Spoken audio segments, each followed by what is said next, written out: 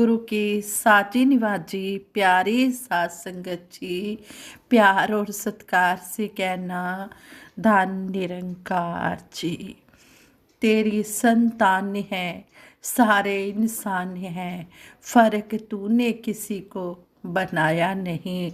सतगुरु सच्चे पातशाह, हम आप जी का हर पल शुक्राना करते हैं। आप जी की नज़र में सभी हैं बराबर, चाहे वो महल में रह रहा है या झोपड़ी में रह रहा है। आप जी तो उस पर रीझ जाते हैं जो आप जी की बताई शिक्षाओं पर अमल करता है और हर गुरसिख से प्यार करता है और ज्ञान के ऊपर चलता चला जाता है, ज्ञान के अनुसार कर्म करता है। सात संगत जी, सबसे पहले सतगुरु माता जी का शुक्राना करते हैं जो हमें हर पल जीवन जीने का तरीका सिखा रहे हैं। सतगुरु माता जी के चरणों में यही अरदास करते हैं, हे दातार निरंकार, आप जी जैसा भी चाहते हो वैसा हमारा जीवन बना दो। हम कुछ नहीं जानते कि हमारे लिए क्या अच्छा है क्या बुरा है। जो भी आप जी को हमारे लिए सही लगता है बस हमें आशीर्वाद देना कि हम आप जी के बताए रास्ते पर चलते चले जाएं। सात संगत जी, दासी एक स्टोरी आप जी के चरणों में शेयर करेगी। इस स्टोरी द्वारा हमें यही समझाया गया है कि हमने हमेशा जो भी सतगुरु ने हमें दिया है उसी में ही शुक्रगुजार करना है इस दातार निरंकार का, और कभी भी किसी दूसरे की वस्तु की तरफ नज़र नहीं रखनी है, किसी दूसरे का हक नहीं छीनना है। इस तरह स्टोरी में हमें समझाया गया है। बाजीराव पेशवा मराठा सेना के प्रधान सेनापति थे। एक बार वह अनेक लड़ाइयों में विजय हासिल करके सेना सहित राजधानी लौट रहे थे। रास्ते में उन्होंने मालवा में अपनी सेना का पड़ाव डाला। सैनिक भूख प्यास से व्याकुल थे। बाजीराव ने अपने एक सरदार को बुलाकर आदेश दिया, तुम अपने साथ 100 सैनिकों को लेकर जाओ और किसी खेत से फसल कटवाकर छावनी में ले आओ। सरदार को रास्ते में एक किसान दिखाई दिया। उन्होंने उससे कहा कि देखो, तुम मुझे इस इलाके के सबसे बड़े खेत पर ले चलो। किसान उन्हें एक बहुत बड़े खेत के पास ले गया। सरदार ने सैनिकों को आदेश दिया, सारी फसल काट लो और अपने अपने बोरों में भर लो। किसान बोला, महाराज आप इस खेत की फसल ना काटें, मैं आपको एक दूसरे खेत पर ले चलता हूँ। उस खेत की फसल पककर एकदम तैयार है। सरदार और उसके सैनिक किसान के साथ दूसरे खेत की ओर चल पड़े।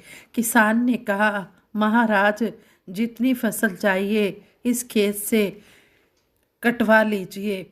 सरदार को किसान की इस हरकत पर बहुत गुस्सा आया। उसने किसान से पूछा, यह खेत तो बहुत छोटा है, फिर तुम हमें वहाँ से इतनी दूर यहाँ क्यों लाए हो? किसान ने नम्रतापूर्वक उत्तर दिया, महाराज नाराज मत होइए, वह खेत मेरा नहीं था, यह खेत मेरा है, इसलिए मैं आपको यहाँ ले आया हूँ। किसान के जवाब से सरदार का गुस्सा ठंडा हो गया। वह अनाज कटवाए बिना ही पेशवा के पास पहुँचा। उसने यह बात पेशवा को बताई। पेशवा को अपनी गलती का एहसास हो गया। उन्होंने किसान को उसकी फसल के बदले ढेर सारी अशर्फियाँ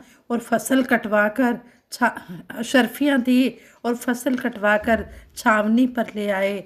कहने का भाव कि हमें हमेशा ईमानदारी से अपना जीवन गुजारना चाहिए, कभी दूसरे की चीज़ पर अपना हक नहीं जमाना चाहिए। इस तरह हमें सतगुरु हमें ब्रह्म ज्ञान देकर हमारी अच्छी सोच बना रहे हैं।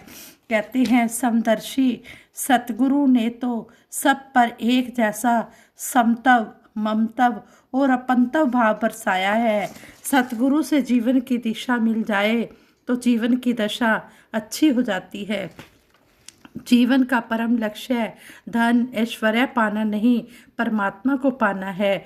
और गुरु कृपा से परमात्मा को पाना ऐसे ही सहज रूप में संभव है जैसे बरसात के समय में घर से बाहर आ जाना।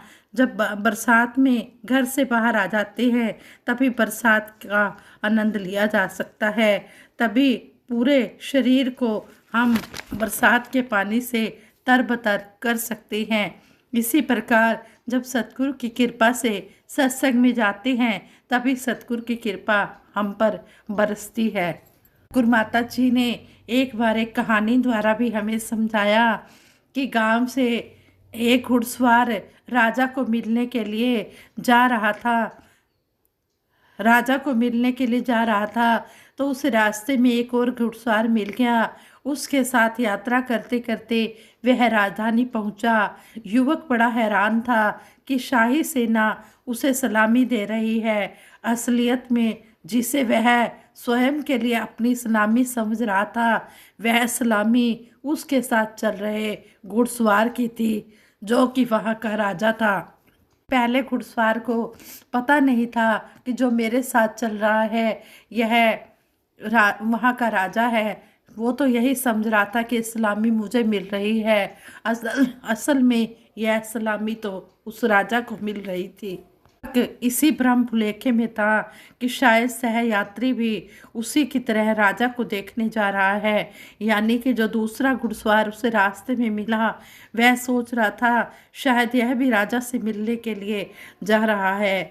परमात्मा को देखने की इच्छा रखने वालों की भी यही हालत है कि उन्हें पता नहीं होता कि परमात्मा सनातन सत्य है और यह सनातन सत्य है और यह जीवन के आरंभ से ही उनके साथ है, हर पल उनके साथ है। सतगुरु का एक इशारा इसे परमात्मा से, उस इंसान को परमात्मा से रूबरू करा देता है। जब तक जीवन में सतगुरु नहीं आता, इस परमात्मा का भी कोई ज्ञान कराने वाला नहीं होता। ये सतगुरु ही होता है। सतगुरु के हाथ में ही ताला होता है, चाबी होती है इस परम पिता परमात्मा को दिखाने की। यह जीवन सतगुरु से दिव्य दृष्टि पाकर सब में इस रम्य राम को समाया हुआ देखने के लिए मिला है। सबसे प्रेम भरा व्यवहार ही हमारे जीवन को सफल जीवन बनाएगा। हमने सतगुरु के चरणों में जुड़कर सतगुरु की शिक्षाओं को अपनाते चले जाना है और हमने हमेशा सतगुरु की जो मेहरे नज़र का कमाल हो रहा है इसका हमने हर पल आनंद लेते चले जाना है। तरह सतगुरु माता सुदीक्षा जी महाराज हमें समझाते हैं कि सेवा करते समय मन का भाव कैसा होना चाहिए। सेवा करते समय मन का भाव ऐसा होना चाहिए कि मन में कोई अहंकार ना हो, दिखावे की सेवा ना हो। मन सिर्फ और सिर्फ दूसरों के चरणों में अर्पित हो कि अगर कोई सेवा का अवसर हमें मिला है तो यह हमारा कोई अधिकार नहीं है, यह हमारा कोई अधिकार नहीं है, हम महत्वपूर्ण नहीं है, हम तो दास हैं। दातार ने अगर सेवा बख्शी भी है तो वो हमारे कर्म के कारण नहीं, बल्कि यह तो सतगुरु की हम पर निरोल कृपा हुई है। हर कोई जहाँ भी, जब भी, जिस प्रकार की भी सेवा में होता है तो मन पूरी तरह इस दातार पर टिका होता है। सभी को पता होता है कि अगर आज किसी यूनिट की सेवा प्याऊ पर है तो कल लंगर में या ट्रैफिक में या पार्किंग में या टॉयलेट में या पंडाल में या और किसी स्थान पर भी लग सकती है। तो हम यही सोचें कि यह भी एक जीवन जीने की सिखलाई हमें सतगुरु की कृपा से सहज रूप में मिल रही है। संसार में अगर कोई व्यक्ति इस परमात्मा से रूबरू नहीं है तो उसमें और एक ब्रह्मज्ञानी के किए हुए काम में अंतर यही होता है कि जो ब्रह्मज्ञानी होता है वो परमात्मा को सबके अंदर विराजमान देखता है। वो परमात्मा जो सबके अंदर है, बाहर है, कण कण में है, इसको जानकर सेवा करता है। सृष्टि का निर्माता कादर यही है। यह बात जानकर जब ब्रह्मज्ञानी कहीं पर भी सेवा करते हैं, चाहे ड्यूटी पर हो या अपने घर में अपनी घरेलू जिम्मेदारियों को निभाते हुए कर रहे हों, तो हमेशा उनकी यह सेवा ही चल रही होती है। वो हमेशा ये सेवा ही कर रहे होते हैं। जैसे यह निरंकार समय के साथ नहीं बदलता, वैसे ही जब ब्रह्मज्ञानी हो जाते हैं, इस प्रभु को जान लेते हैं, तो एक हमारी ड्यूटी फिर हमेशा की ही ड्यूटी बन जाती है। संत समागम का इस साल रूहानियत और इंसानियत संग संग का टॉपिक भी है। तो कैसे एक मुकम्मल इंसान ही रूहानियत का पात्र बनता है। एक मुकम्मल इंसान ही आध्यात्मिक होता है, रूहान होता है। हर किसी ने जहाँ सेवा समझकर हर किसी ने जहाँ सेवा समझकर अपने हर पल को व्यतीत करना है, चाहे काम कुछ भी कर रहे हैं, घर का कर रहे हैं, ऑफिस का कर रहे हैं, स्कूल इत्यादि कहीं पर भी हो, तो वो सेवा भी सेवा ही है। समर्पित, निरक्षित और निष्काम भाव की सेवा ही पूर्ण सेवा है। भक्तों का संगत के प्रति प्यार, इस परमात्मा के प्रति प्यार, इस निरंकार के प्रति प्यार बेगर्ज होता है। बेगर्ज जिन्ना दी उल्फते और नमाज की कीमत नहीं मांगते, ये बिना सौदेबाजी के होता है। यह लेन देन वाला प्यार नहीं है, प्यार की ही ये उपज है और प्यार ही इसका परिणाम है। अक्सर भक्ति में यही बोला जाता है कि संत जन सेवा का फल नहीं मांगते, अगर कुछ चाहते हैं तो सेवा के बदले सेवा ही चाहते हैं, सेवा ही मांगते हैं। इतनी सेवा की जाए कम है। मन से सेवा इस शरीर रूप में, चाहे वो छोटे से छोटा योगदान हो या बहुत ही बलशाली शरीर द्वारा शक्ति लगाकर किया गया योगदान हो, कोई भी सेवा छोटी या बड़ी नहीं होती। तन मन धन से हुक्म के अनुसार की गई सेवा सबके भले की सेवा होती है। पूरे संसार के लिए, हर मानव के लिए की गई सेवा हमेशा परवान होती है। छोटा सा बीज होता है, उसमें पूरी शक्ति होती है एक बहुत बड़ा पेड़ बनने की, एक बहुत बड़ा पेड़ बनने की, जिसमें इतने सारे फल लगते हैं, इतने पत्ते लगते हैं, जो सूरज की गर्मी में छाया देने के काम आते हैं। ऐसे पेड़ भी होते हैं जिनकी जिनकी कीमत बहुत ज़्यादा होती है। तो एक बीज से ही शुरुआत हुई इतने विशाल पेड़ की। हम बार बार समागम की थी रूहानियत और इंसानियत संग संग का जिक्र सुन रहे हैं, तो देखा जाए कि किस तरह से एक इंसान आध्यात्मिक बने, रूहानियत बने।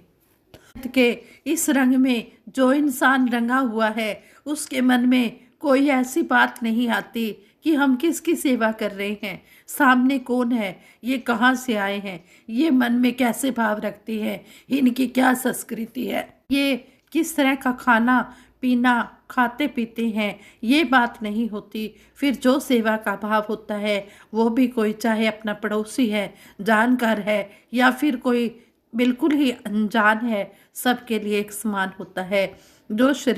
वो शरीर सामने वाले का चाहे इंसान का है, पर सेवा तो इस परमात्मा की हो रही है। क्योंकि जहाँ हम सोचते भी हैं और जानते भी हैं कि हर इंसान के अंदर वो पूरी शक्ति है, परमात्मा की यह रूह परमात्मा का ही अंश है।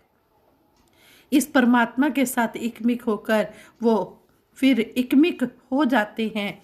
जिस तरह सतगुरु माता सुदीक्षा जी महाराज ने पेड़ का उदाहरण दिया, जब वो पेड़ अपना एक काम बहुत अच्छे ढंग से करता है, वो पत्ते भी देता है, फल भी देता है, छाया भी देता है, लकड़ी भी देता है। वहीं अगर बीज अगर खराब हो जाए तो ना उसमें से कुछ फल मिलता है, ना कोई फूल मिलता है, ना कुछ अंकुरित होता है, ना वो पेड़ बनेगा, ना ही वो छाया देगा। इंसान भी अगर परमात्मा की रोशनी से रूबरू नहीं हो पाते, अपनी असली पहचान ब्रह्म ज्ञान द्वारा नहीं कर पाते, फिर उनके अंदर की परम शक्ति के साथ जी नहीं पाते, फिर वो जो उनके अंदर की परम शक्ति होती है उसके साथ जी नहीं पाते, फिर तो वो जिंदगी को सिर्फ गुजरान ही कर रहे होते हैं। वो जीवन के कुछ सपने पूरे कर लिए और अपने जरूरी महत्वपूर्ण काम जो अपने गृहस्थी के हैं, इस धर्म की जिम्मेवारियां हैं, उनको पूरा कर लिया तो अपने काम को वो काम की तरह ही करते गए। वहीं एक संत महात्मा ब्रह्म ज्ञानी के जीवन में हर समय जो सेवा आ जाती है वो इस परमात्मा के ध्यान में होती है।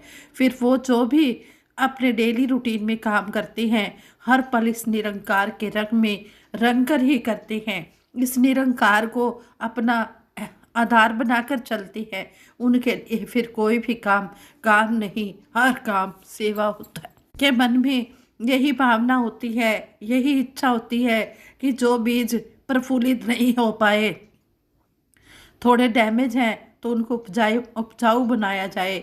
यही कोशिश संतों की हमेशा रहती है कि ब्रह्म ज्ञान वाला रूप हर किसी के घर तक पहुँचे, हर किसी के मन तक पहुँचे। फिर कोशिश की जाती है कि हर कोई सत्संग करे, सेवा करे, सिमरन करे और इस परमात्मा से हमेशा जुड़ा रहे। इस तरह एक बाग में अलग अलग तरह के अलग अलग फूल दिखते हैं, पर वो फूल इकट्ठे भी प्यारे हैं और अकेले देखे जाएं तो भी प्यारे हैं। उसी तरह हर मानव, हर इंसान अपने आप में इस परमात्मा के ही बनाए हुए हैं और सभी विशेष हैं। किसी से भी कभी कोई नफरत नहीं होगी जब यह ब्रह्म ज्ञान जीवन में आ जाएगा। इसी तरह सतगुरु माता जी के चरणों में हमेशा अरदास करते हैं कि सच्चे बादशाह आप जी जो हमें ये प्यार की भाषा सिखा रहे हैं, हम ये प्यार की भाषा को अपने जीवन में कर्म रूप में ले आए और अपना जीवन संवारते चले जाएं। फिर अपना जीवन संवार कर दूसरों को भी प्रेरणा देकर इस ब्रह्म ज्ञान के साथ जोड़ने की हम कोशिश करें। उनका भी लोक सुखी परलोक सुहेला करें। जिस तरह आप जी ने हम पर कृपा की है, इसी तरह सारे संसार पर अपनी कृपा बनाए रखना। यही दासी सारे संसार के भले की कामना सतगुरु माता जी आप जी के चरणों में करती है। आप जी परवान करें। साथ संगत जी प्रेम से कहना, धन निरंकार जी।